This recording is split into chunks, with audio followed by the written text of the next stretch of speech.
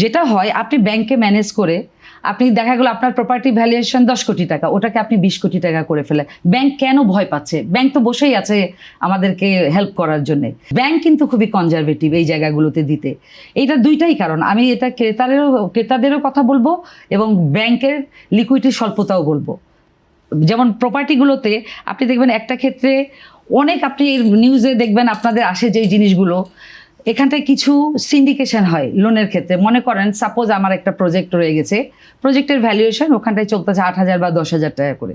আমি একটা উদাহরণস্বরূপ বলতেছি। যেটা হয় আপনি ব্যাংকে ম্যানেজ করে আপনি দেখা গেলো আপনার প্রপার্টি ভ্যালুয়েশন 10 কোটি টাকা, ওটাকে আপনি 20 কোটি টাকা করে ফেলে। ব্যাংক কেন ভয় পাচ্ছে? ব্যাংক তো বসেই আছে আমাদেরকে হেল্প করার জন্য।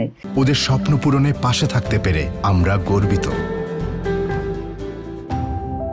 তো এইটার জন্য আমরা যারা ডেভেলপার, আর ডেভেলপারের বাইরেও অনেকে মনে করে যে শুধু ডেভেলপার বলতে বোঝায় যে যারা, আমি অবশ্যই আপনাদের চ্যানেলের মাধ্যমে বলবো, এই যে আমরা 1400 মেম্বার বলছিলাম, এখন যে 535-এ এটা নেমে এসেছে, এর বাইরেও 7,000 প্লাস কিন্তু রিহ্যাবের লিস্টের বাইরে রয়ে গেছে।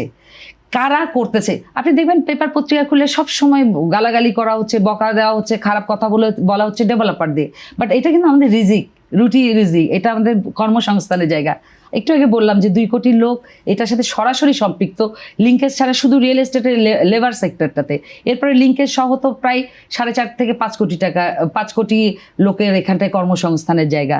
তো যেহেতু ব্যাংকিংয়ের জায়গা বলতেছেন, আমি মনে করি আমাদের তো নতুন একটা গেজেট হলো যে আমাদের রেজিস্ট্রেশন খরচ কমিয়েছে 3%।